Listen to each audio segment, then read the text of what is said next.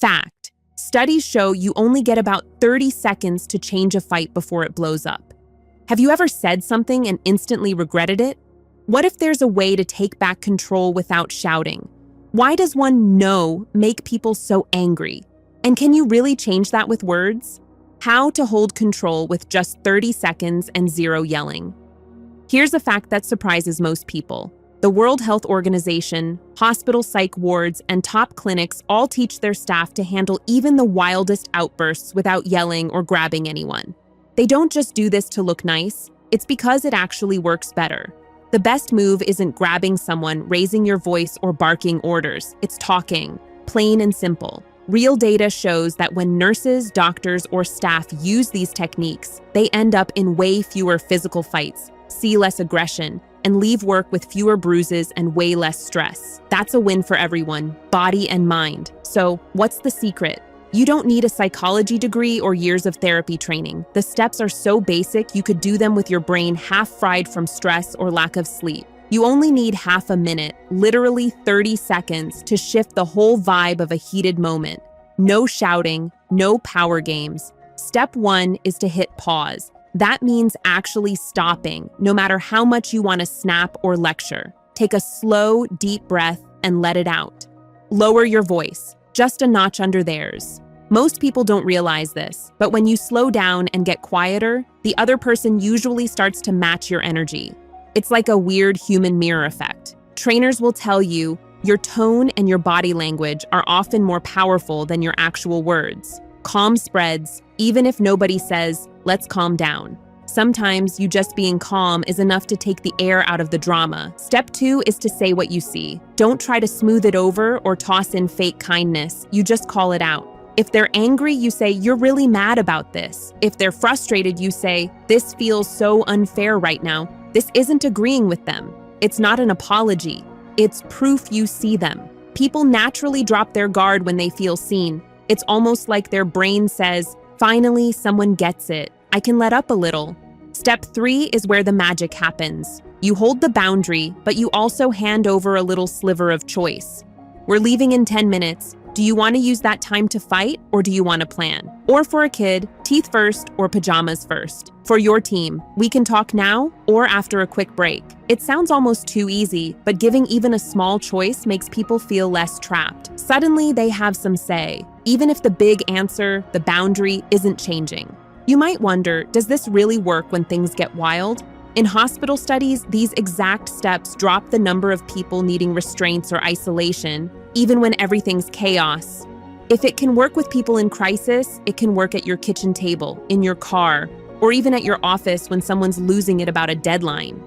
And if you try this and still freeze, snap, or your brain blanks out, you're not broken. There's a real reason why that happens, and you can actually train your brain to handle those moments better. Let's talk about what's going on behind the scenes. What if one calm line could stop a power fight while your voice is already shaking? Science says it takes about 90 seconds for your body to ride out a full stress wave after someone gets under your skin. Seriously, 90 seconds. Not an hour, not all day. That's how fast your brain and body flip from calm to chaos. Jill Bolte Taylor, a neuroanatomist, put a real number on it. When someone triggers you, maybe your kid's screaming, your boss fires off a blunt email, or your partner rolls their eyes, your body flips the switch. Face gets hot, chest goes tight, voice starts shaking. That's not you being weak. That's your alarm brain taking the wheel and tossing your logical brain in the trunk. So why do fights get ugly so fast? Because most power struggles start right in the middle of that chemical storm. People spit out angry words, voices rise, and boom, the whole room feels like it's about to explode. And this isn't just theory. Hospitals train staff to start with voice, not force. Pause, breathe, drop your tone, and name what you see before you do anything else. That simple order keeps more people safe than grabbing or barking ever will, by far. Picture your own home or office for a sec. Your kid melts down, your spouse gets sharp, a coworker dumps drama on you. Instantly, your heart pounds, your jaw tenses, and your brain yells, "Fight!" But here's the real kicker. You get this tiny 30-second window inside those wild 90 seconds to totally change the outcome. Just one slow breath, one simple calm line, no lectures, no therapy talk, just steady. It's not about steering where this is all going. But let's be honest, most people don't catch that moment. Why? Because the stress chemicals are in charge and old habits are loud. Instead of slowing down, most folks push back, ramp up, or freeze. It's not your fault. This is old caveman brain stuff, built for lions, not loud toddlers or endless group chats. But there's one tiny word that almost always turns a small moment into a full-on power fight, and everyone's guilty of using it. Hey, if this sounds like your life, stick with me, because in just a bit, I'll show you the trick that changes everything, and you'll actually see how simple it gets. Why saying no turns a small talk into a power fight. One word, no, can freeze a whole room and set off fireworks. Say it out loud, even in a soft voice, and watch how quickly the air changes. Suddenly, the person across from you goes stiff, eyes narrow, and you can feel a wall go up. What's wild is that no isn't just a word. The other person hears, "You don't matter right now," or "You lost," even if you don't mean it that way. That's why a kid can go from asking for 5 more minutes of TV to screaming, "You never let me do anything," in 3 seconds flat. This isn't just a kid thing. Grown-ups react the same way. Imagine pitching an idea at work and your boss says, "No, that won't work." You instantly feel shut down, maybe even embarrassed or ticked off. Parenting experts warn about this all the time. Use hard lines like, "Because I said so," and you're basically inviting a power struggle. The more people feel shoved out, the more they want to shove back. John Gottman, the relationship scientist, tracked real couples and found a number that's honestly wild. He could predict, with over 90% accuracy, if a marriage would last based on just the first 3 minutes of a tough talk. It wasn't big betrayals or money drama, it was the tone and the opening lines. Start harsh, stay harsh. One cold no at the top can tip the whole thing. Here's the trick most people miss. You can set a boundary and still say, "Hey, you matter here." If people feel seen, even if they don't get their way, the urge to fight fades fast. When you miss that, though, and lead with a cold no, you end up in a tug of war, stuck arguing over who's really in charge instead of solving the problem. So how do you actually say no without blowing up the room? There's a way to do it that keeps your backbone but doesn't ice people out. Let's actually talk about how to pull that off for real, in real life. Why you freeze or lose it, right when you need calm. Every person has hit that moment. Your heart races, your head goes white, and every be calm plan you had just vaporizes. Gottman calls it flooding. It's real. When someone is harsh, your body sees it as a direct threat, like being chased by a dog or about to touch a hot stove. Your heart rate jumps over 100, your muscles get tight, and your brain's logic center checks out. You're not thinking, you're just reacting. Therapists and coaches see this all the time. Kids, adults, athletes, when flooded, no one can listen or problem solve. That's why classic advice like "just calm down" makes you want to scream or walk out. The advice bounces off a wall because your brain is in survival mode, not thinking mode. Here's what does work: a real reset in 3 tiny beats. First 10 seconds, just notice what's happening. Feel the heart pounding, name it inside your head. I'm flooded. It might sound silly, but putting words to your feelings pulls you out of automatic mode. Second 10 seconds, change your body's state. Breathe in slow, breathe out slower, drop your shoulders, unclench your jaw, shake your hands out. That's a physical signal to your brain that the emergency isn't real. You don't need to run, you can handle this. Last 10 seconds, pick your next line. Not your old snapback, not the joke, not the sigh. Something low, steady, and real. The chemical storm will move through no matter what, but what you say next decides if you make it better or pour fuel on the fire. You can't stop the first 90 seconds, but after that, you always control what happens next. The actual words you say, that's where the magic lives, and it's easier than you think. How 5-word swaps drop tension without you losing power. You know how it goes. You're tired, you're stressed, and your mouth wants to fire off. Calm down, stop it, or "because I said so." Those phrases feel powerful, but usually they blow things up. Trainers teach you to swap the bossy stuff for words that keep you shoulder to shoulder, not nose to nose. This isn't new. Back in the 1960s, Thomas Gordon launched parent effectiveness training and taught parents to use iMessages and real listening instead of threats. His idea? Parents and kids both want respect and solutions, not just obedience. The idea spread worldwide. Over 50 countries now have trainers using his style. I hear you. Here is. And then you finish with the reason, the rule, or the plan. Start with respect, end with the boundary. It totally shifts the vibe. You can still say no, but you're not slamming the door in their face. Hospital de-escalation guides repeat this. Validate first, never confront straight on. If it keeps patients safer in ERs, it will keep your house, team, or friend group from blowing up too. People fight less when they get dignity, even if the answer is still no. Use words that say, I see you, I'm not backing down, but I'm not here to crush you. That's real power. Not yelling, not freezing, not giving up. But what about when someone lands the hardest punch, the dreaded, you never listen? Here's how to flip that script, even if it stings. Turning you never listen into something you can work with. 3 words, you never listen, can ruin your day. They hit like a slap. Most people want to shout back, I do listen, or what about last week? That's how you go from argument to courtroom drama in a split second. Gottman's research is clear. A defensive start is one of the fastest ways to blow up a relationship at home or work. So what's the actual move? Don't defend, don't dodge, mirror, name, and open the door. First, mirror the feeling. Say, you feel like I never listen. You're not agreeing, just reflecting. People want to be seen, not necessarily obeyed. Second, name the need. Try, you want more say in this. It's always easier to work with a need than a blame. Needs can be solved, accusations just get repeated.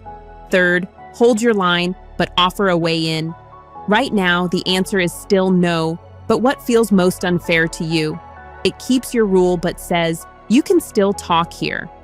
Conflict Pro Ross Green says most blowups aren't about attitude. They're about missing skills or stress overload. Schools and clinics that use his collaborative problem-solving model see real drops in meltdowns and better behavior.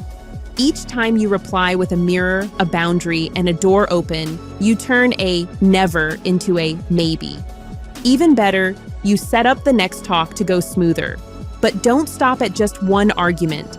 This move can actually change the whole way your home or team works. How a 30-second move shuts down future power wars. Let's be real for a second. Most of us were raised to believe that being in control meant being the loudest or the scariest person in the room. Think back. How many times did an argument at home end with someone yelling, giving you the cold shoulder, or maybe just storming out? That was winning. Maybe the room went quiet, but you could still feel the tension days later. It's like everyone learned, if you lose control, you lose power. Problem is, all that really does is teach people to hide, to fear conflict, or to fight back even harder the next time. The lesson gets burned in. When things get tough, it's every person for themselves. But here's the real twist. A new wave of thinkers totally flipped the script on power. People like Thomas Gordon and Ross Green decided, wait, maybe control isn't about who can yell the loudest. Maybe it's about who can actually calm the room and keep things safe when it's rough. Gordon's big idea was listening, no, really listening, using what he called iMessages, and always looking for a solution that didn't make anybody feel like the loser. Green took it a step further. He said, if a kid or anyone honestly melts down, maybe it's not an attitude, maybe it's stress, or they just don't have the skill yet to handle it. So instead of what's wrong with you, it became what's in your way and how do we fix it together? And this isn't just soft talk, the results are huge and totally measurable. One child psych unit, after switching to Green's approach, saw a massive drop in kids being put in restraints or isolated. The staff stopped getting hurt as much. The whole place felt safer. And it's not just hospitals. Schools and clinics that use collaborative problem solving see fewer massive meltdowns and way more real, lasting solutions. Kids aren't just behaving better, adults are less burned out too.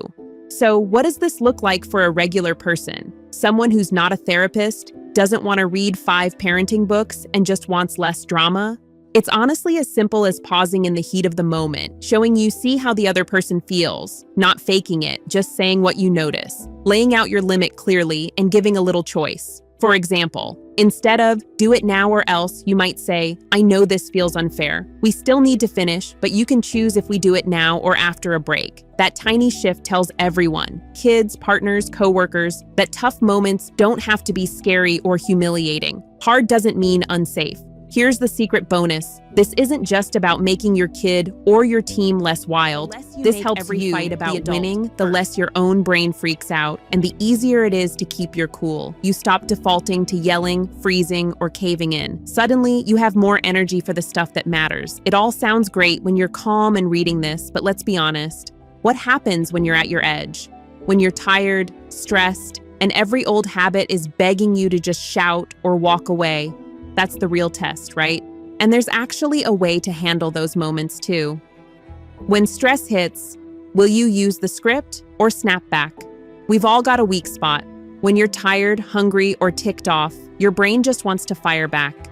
It's normal. You'll blow it sometimes. The secret isn't to be perfect. It's to have a plan for when the sparks fly. Pick a real moment from your life, a bedtime meltdown, a teen demanding the car, a money blow-up, a coworker finger-pointing over deadlines. Run your 30-second script like it's muscle memory. First, breathe. Quietly tell yourself, "I can slow this down." Let your shoulders drop, breathe out. Second, acknowledge their feeling. "You're really upset about this." Low, steady tone. Third, set your line. "We still leave at 8. Make it fit your situation." Last, offer the choice. "We can pack angry or talk while we pack." Or "figure it out now or after we eat." All the research says calm spreads. Calm is contagious. When adults regulate themselves first, kids, teams, and even partners do better. It's not about crushing anyone. It's about leading the energy in the room. Here's how to make it stick. Practice out loud on easy days. Say the script in the car, in the shower, or folding laundry. Build the habit before the next storm. The stress chemicals will always hit, but after that, you decide what happens. You don't get to pick how someone else starts, but you do get those 30 seconds that decide how this story ends. So next time things get wild, will you use the script and keep your power, or let old habits run the show? Because honestly, those 30 seconds are the only part of the fight you truly own. You've seen how fast things get out of control. If this hit close to home, let me know below. And if you want more real answers, tap the next video right now.